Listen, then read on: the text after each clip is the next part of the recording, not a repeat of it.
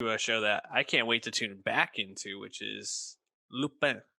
Hell yeah. The I don't know, what's it, BBC or no? What is this? Uh, Forgot to look it's a Netflix show it's made for on Netflix. Netflix. Yeah.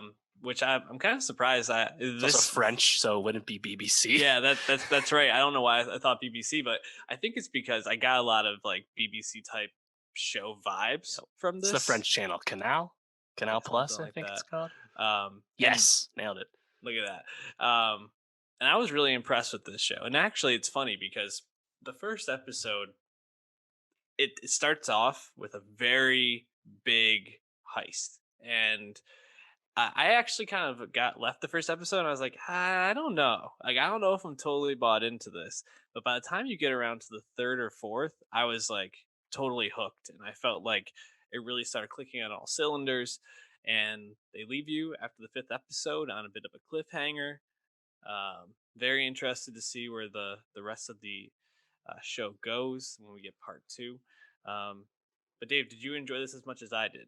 Oh yeah, I mainlined this show and actually watched all 5 episodes in one sitting. Something I Wow. honestly can't remember the last time I've done. Uh, really loved it. Lupin came out worldwide on Netflix back on January 8th.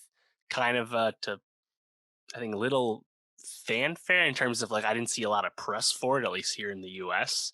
Mhm. But it became the first French show to get into the Netflix top 10 and has remained there for the most of, if not the all of the past 2 weeks. And it's definitely a big sensation for them. And you can see that that's obvious. And Netflix, they just continue to just grab moments and dominate conversation. This reminds me a lot of how Queen's Gambit was on very few people's radar, despite all the pedigree going into it. Still kind of snuck up on people, and Mhm. Lupin, uh, I think, especially to Americans, the average American probably is not something that's super familiar, even though it's this, classic uh, character and set of stories in France. Like I was really unfamiliar with it, and I had known of the Lupin the Third anime, which was based on like they made up like a grandson of the Lupin character. I'd known of that. I didn't know it was connected to this show or these famous novels, which are like the closest thing France has to like a James Bond or a Sherlock Holmes kind of story. Um, and then to see that, I think the interesting choice with this show is that it's not an adaptation, but rather like an inspiration. Like the Lupin stories exist in real life in the story of Lupin the show, and I thought that was really cool. Yeah, I think it's not only really cool how they kind of like brought these stories to life, but they do it in a way that doesn't feel totally outlandish. Especially as you like read. I'm sure as you read those stories, and again, I'm not super familiar with them. I can imagine that they probably feel more realistic, but still like someone who's basically just like a sleight of hand.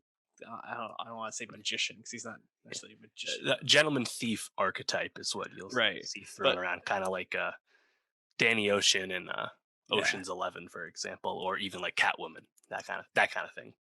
but I feel like Omar Sy really like embodies Asan and that vibe so well. And he's like this kind of like big hulking guy. So you wouldn't Yeah, really expect him to like be that like quick and just like able to like I don't know, move in and out like he does, but he's really slick in this. yeah, and I think that's probably the best part about the show if you look at it from a macro view, because Omar Sy is this imposing like 6'2" black man, a non-traditional Parisian, and the Mhm. show kind of dabbles in that as it goes, where Hassan knows his status and like will Mhm. call people out on that or like notice when people like give him side eye, right? As like, why is this black man walking around here? And like it's pretty tactful, I would say, but the show has the pace of Lupin, 5 episodes for this first part of the show.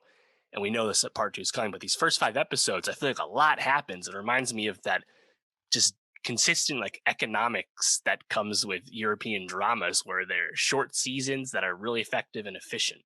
Mhm. And in the process of being efficient, Lupin manages to like thread that needle where Omar Sy should not be getting away with everything he's doing. He is a very assuming person and Mhm. should be recognizable, but he's not, and you don't care because of how well paced the show is and how rhythmic it is. Yeah. And that's what I love about it.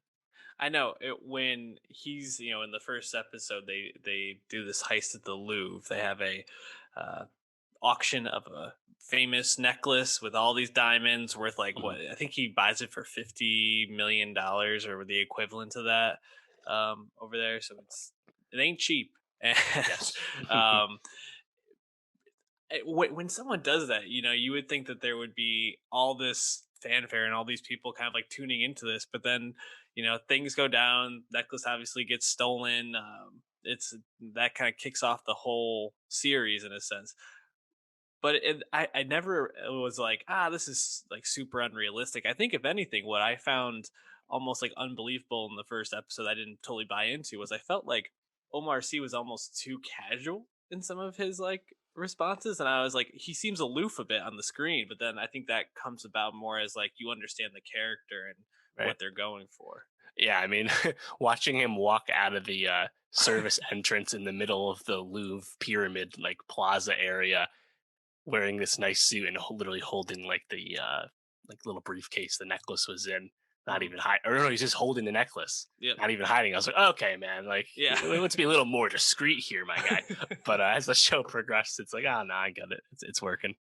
Was there any episodes or any like the schemes or plots that you really loved, or that, I mean, it Hmm. seems like you really like the whole first half of this so far.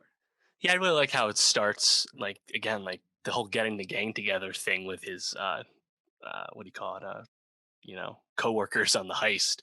That happens in like a few seconds. It's like Hmm. so quick, and yeah, I found it quite thrilling. But in general, I appreciated how actually invested I was with a lot of like the other side plots, right? Like his ex-wife or baby moms and his son. That didn't feel superfluous. I actually felt like they did a good job with that and built it up to the fact that when you get that cliffhanger in episode 5, it actually lands. Yeah. Also, I really like that disgraced journalist character popping up towards the end. I thought Hmm. that was quite effective, and you kind of know what's coming in terms of her fate before it happens, and like that dread sets in. But regardless, still quite effective. Yeah, I agree. I think they really built up the backstory really well, and that's why I really like the third episode where he kidnaps the commissioner and is, I don't know about like torturing him, but he's basically like holding him hostage and trying to get information out of him.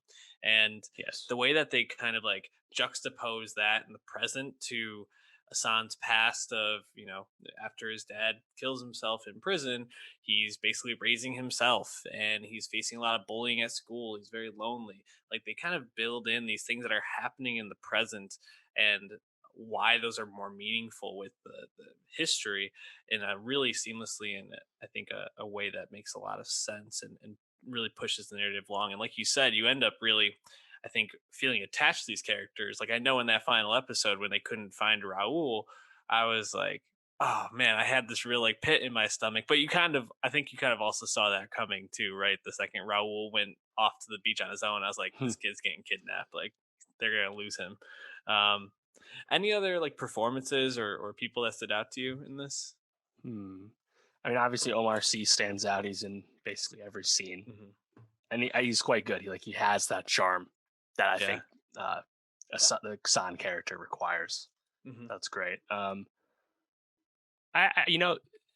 They're not more than like stock characters really, but I did enjoy a lot of like the cops that are kind of Yeah. on his tail, and like I like seeing that banter in the station, even if it's Mhm. nothing you haven't seen before. Still like that. I'm really interested to see. Uh, so the cop Yusef, the one who kind of is like cracking the Lupin Hmm. connection here. I really found that character to be really intriguing, and I'm interested to see now that he's kind of figured it out that Hassan is Lupin, if they're going to potentially like team up or how that's going to be working, if he's going to run interference for him. A lot of really interesting things to be figured out in the second half of the season. So we'll be tuning into that, and we recommend that you catch up if you can. We don't have a drop date for the We next five, don't, I but we don't do know part two was filmed already, so they think. Mhm. did say 2021. So I'm guessing probably maybe like fall. We might get it. Yeah, Really build probably. anticipation. I also wanted to note in that first episode when he's casing the Louvre as a guy working there. Uh, you see the room where the Mona Lisa is, and I like that it also shows on the other side of that room is the Wedding at Cana, the Veronese painting that's like 20 feet tall. Like the long table that Jesus is sitting at. And I always just wanted to point out, whenever I can, that that is a way better painting than the Mona Lisa. And if you go to the Louvre, you'll have a great view of it because everyone's staring at the Mona Lisa, even though they can't get right next to it. Meanwhile, that amazing painting, you can touch it if you really wanted to. Like, Jeez.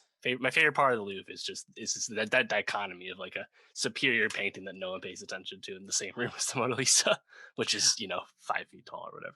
I have a major love hate Not even. relationship with art museums, so we can get into that on a different podcast someday. But we're gonna jump Antiquity now. now. Tune in.